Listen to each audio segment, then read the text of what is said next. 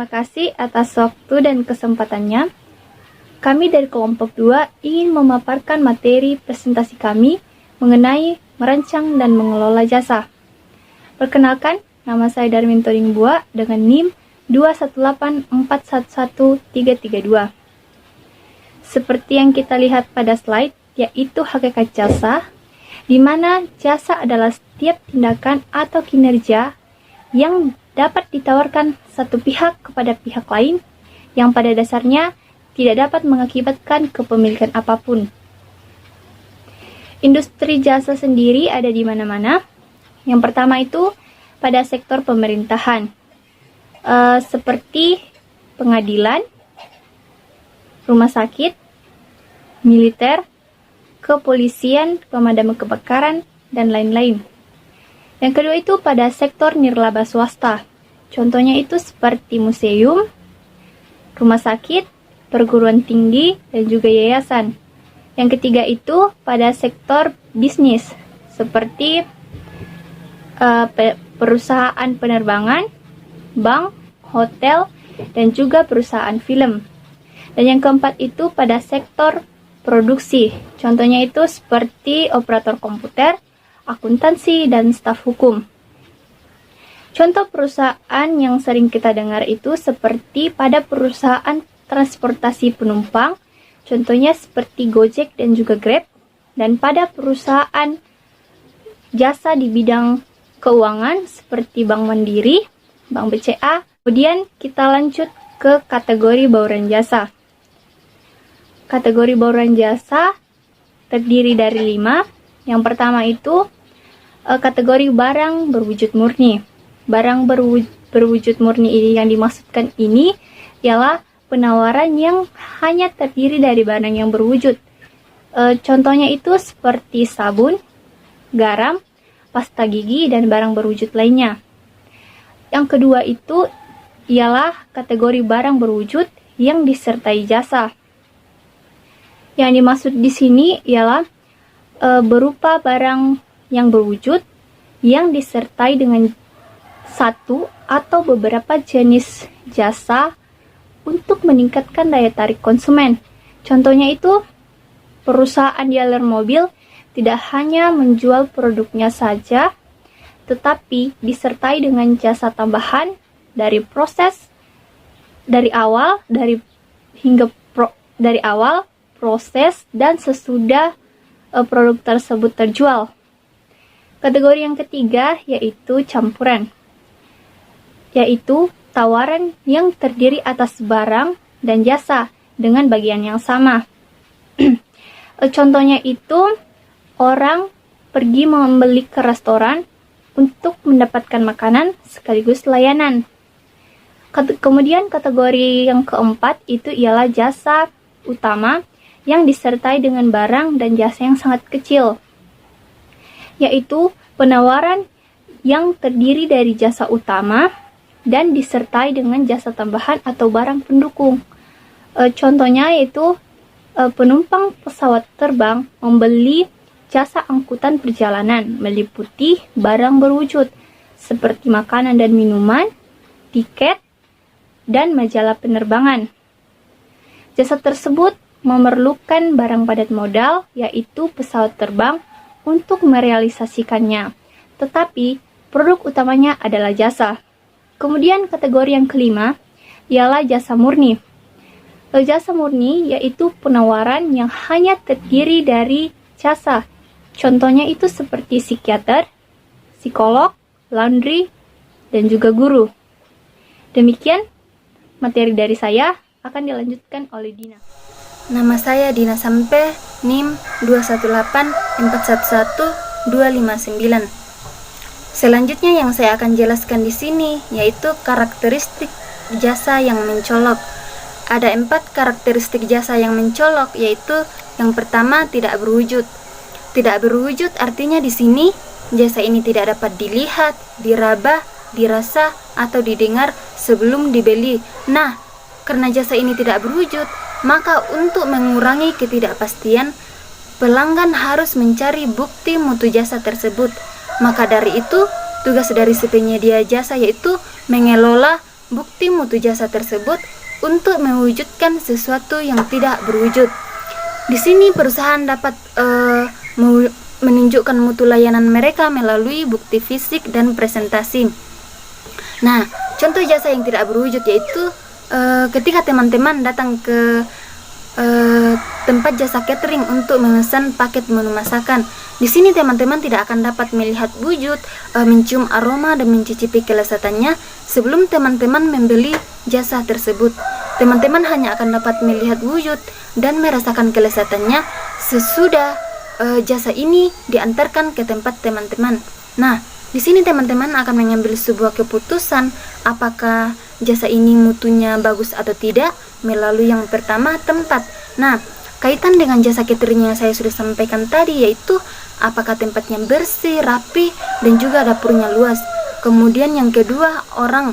Di sini apakah karyawannya melayani dengan ramah dan juga berpenampilan rapi. Kemudian yang ketiga, peralatannya. Nah, di sini apakah peralatan masaknya lengkap, higienis, tidak terbuat dari bahan berkarat, dan juga terkesan canggih. Kemudian yang keempat, bahan komunikasinya. Di sini media komunikasi yang digunakan baik berupa teks maupun brosur maupun foto dalam bentuk brosur untuk mempresentasikan, menggambarkan efisiensi, ketetapan, dan kecepatannya. Kemudian yang kelima, simbol. Di sini nama dan simbol yang digunakan menggambarkan kecepatannya. Kemudian yang keenam, harga. Di sini harga yang kita cantumkan, kita sepadankan dengan jasa yang kita tawarkan. Akan lebih baik jika harga yang kita tawarkan lebih murah dari harga pesaing. Nah, kemudian karakteristik jasa yang kedua yaitu tidak terpisahkan.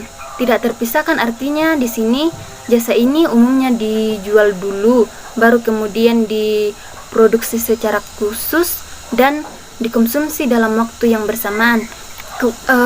Contohnya yaitu suatu konser tidak akan sama jika Madonna jatuh sakit dan digantikan oleh Shania Twain, atau jika pembelaan hukum diberikan kepada John Nobody karena ahli antitrust Bowles tidak ada. Contoh yang mungkin lebih mudah kita pahami yaitu jasa pemijatan. Di sini proses pemijatan yang dipijat harus hadir secara fisik. Nah, pada saat si pemijat melakukan kegiatannya, yang dipijat langsung merasakan jasa pijatan tersebut. Nah, kemudian karakteristik jasa yang ketiga yaitu bervariasi. Bervariasi artinya jasa ini umumnya bergantung pada siapa yang memberikannya serta kapan dan di mana diberikan. Nah, karena jasa ini sangat bervariasi, maka perusahaan harus mengambil 3 langkah untuk mengendalikan mutu kualitas mereka, yaitu yang pertama, berinvestasi dalam prosedur perekrutan dan pelatihan yang baik. Kemudian yang kedua, menetapkan standar proses pelaksanaan jasa dalam semua organisasi tersebut. Kemudian yang ketiga, memantau keputusan pelanggan. Contohnya yaitu jasa yang ditawarkan oleh suatu hotel. Meskipun suatu hotel mempunyai standar yang sama, tetapi jasa yang diberikan akan bervariasi dan bermacam-macam. Nah, kemudian karakteristik jasa yang terakhir yaitu yang keempat yaitu tidak tahan lama. Tidak tahan lama di sini artinya jasa ini tidak dapat disimpan, dan di sini jika permintaan berfluktuasi, maka perusahaan akan mengalami masalah yang sangat rumit. Contohnya yaitu transportasi. Perusahaan transportasi umum. Nah, di sini perusahaan transportasi umum harus memiliki banyak kendaraan karena permintaan pada jam sibuk bahkan ketika permintaan cukup merata dalam sepanjang harinya. Nah, itulah keempat karakteristik jasa yang dapat saya jelaskan. Kemudian ada 3 langkah untuk mengendalikan mutu kualitas jasa, yaitu yang pertama, berinvestasi dalam prosedur ketenagakerjaan dan pelatihan yang baik. Kemudian yang kedua, menstandarisasikan proses kinerja di seluruh organisasi. Kemudian yang ketiga, Mengamati kepuasan pelanggan. Perkenalkan, nama saya Sendi Hana Siribo, NIM 218411326. Di sini saya akan membahas tentang strategi pemasaran dalam perusahaan jasa dan mengelola mutu kualitas jasa. Yang pertama, saya akan membahas tentang strategi pemasaran dalam perusahaan jasa yang terdiri dari 3 jenis. Yang pertama, internal marketing, yang kedua, external marketing, yang ketiga, interaktif marketing. Yang pertama, internal marketing. Internal marketing adalah garis yang menghubungkan perusahaan dengan karyawan. Contohnya pada bank. Dalam memasarkan produk jasa bank, maka bank tidak boleh melupakan karyawannya. Bank harus melakukan sosialisasi terhadap karyawannya tentang produk dan jasa bank yang dapat dipasarkan kepada nasabah. Dengan demikian, bank dapat memahami produk dan jasa yang ditawarkan oleh banknya. Yang kedua, external marketing. External marketing adalah garis yang menghubungkan perusahaan dengan nasabah. Nah, hubungan langsung antara bank dengan nasabah pada umumnya melalui front office dan customer service. Di sini, front office berusaha menjelaskan tentang produk dan jasa bank secara terperinci. Nah, berhasil tidaknya nasabah membeli produk dan jasa bank akan sangat dipengaruhi dari hasil layanan petugas yang berada di jajaran front office. Yang ketiga, interaktif marketing. Interaktif marketing adalah garis yang menghubungkan karyawan dengan nasabah.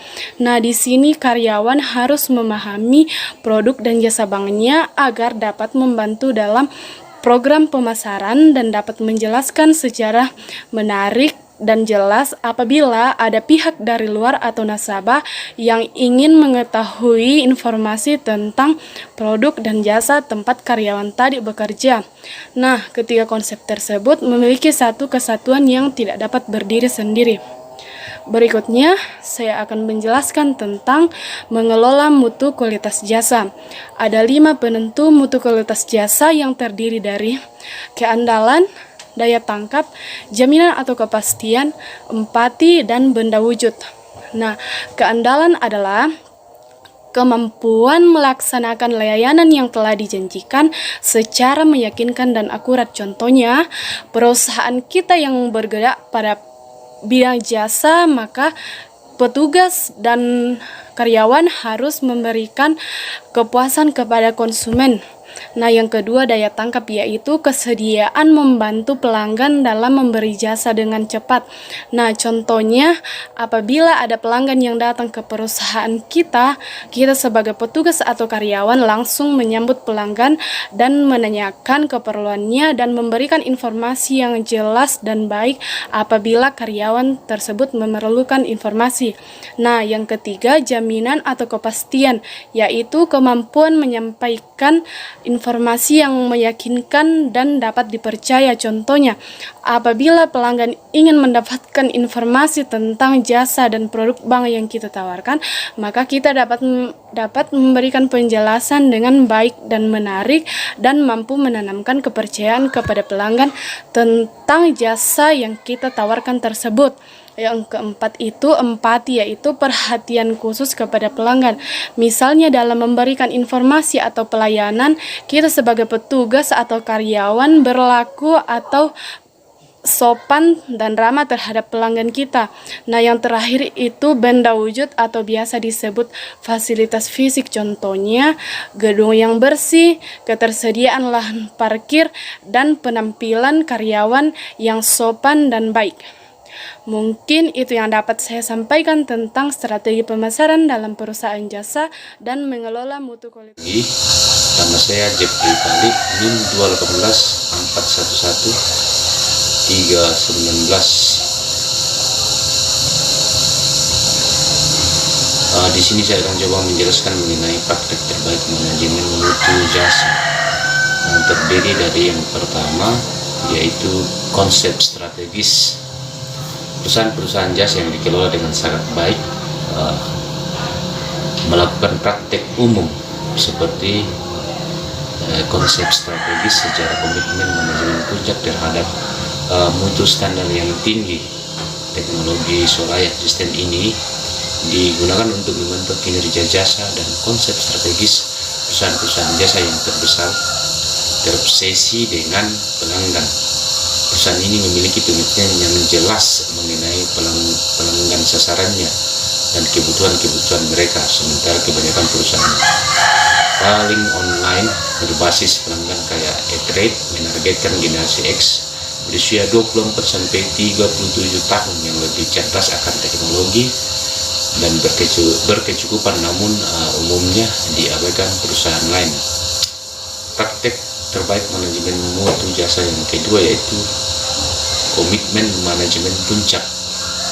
Manajemen perusahaan tidak hanya memandang kinerja keuangan setiap bulannya saja, akan tetapi juga mengukur masing-masing bagian berdasarkan kualitas atau quality pelayanan atau servis, kebersihan atau cleanliness, dan nilai atau value. Praktik terbaik manajemen mutu jasa yang ketiga yaitu memuaskan keluhan pelanggan. Pelanggan yang keluhannya diselesaikan dengan memuaskan sering menjadi lebih setia kepada perusahaan daripada pelanggan yang tidak pernah dipuaskan. Perusahaan yang pelanggannya kecewa untuk menyampaikan keluhan dan juga memberdayakan karyawan dan memperbaiki keadaan tersebut langsung di tempat, memperoleh pendapatan yang lebih tinggi dan laba yang lebih besar dibandingkan dengan perusahaan yang tidak memiliki pendekatan sistematis untuk mengatasi kegagalan layanan. Praktik terbaik manajemen mutu jasa yang keempat yaitu memuaskan karyawan dan juga pelanggan. Perusahaan-perusahaan yang unggul tahu bahwa sikap karyawan yang positif akan meningkatkan loyalitas pelanggan yang lebih kuat. Ada kolerasi yang tinggi antara kepuasan pelanggan dan kepuasan karyawan, dan profitabilitas perusahaan meningkatkan pentingnya sikap positif karyawan. Perusahaan-perusahaan jasa atau menarik karyawan dan bukan sekedar pekerjaan. Mereka harus merancang pelatihan yang lebih dan memberikan dukungan dan imbalan untuk kinerja yang lebih baik, dan penting dilakukan audit untuk kepuasan kerja karyawan secara teratur. Ya, terima kasih. Perkenalkan, nama saya Rosa Sampa, NIM 218 41302. Mengolah jasa. Ya, saya langsung aja masuk materi. 5 kesenjangan yang mengakibatkan ketidakberhasilan penyerahan jasa, yaitu 1. Kesenjangan antara harapan konsumen dan partisipasi manajemen. 2. Kesenjangan antara partisipasi manajemen dan partisipasi mutu jasa. Nomor 3. Kesenjangan antara partisipasi mutu jasa dan penyerahan jasa. Nomor 4. Kesenjangan antara penyerahan jasa dan komunikasi eksternal. Nomor 5. Kesenjangan antara partisipasi jasa dan jasa yang diharapkan. Ya, di sini saya akan menjelaskan sedikit dan akan memberikan contoh sedikit. Ya, yang dimaksud di sini, manajemen tidak selalu anggapannya dan partisipasinya yang benar tentang apa yang diinginkan pelanggan. Contohnya, administrator rumah sakit mungkin berpikir bahwa pasien mungkin menginginkan makanan yang lebih baik, tetapi pasien mungkin lebih khawatir dengan reporitasnya perawat. 2. Manajemen mungkin mempunyai anggapan yang benar terhadap keinginan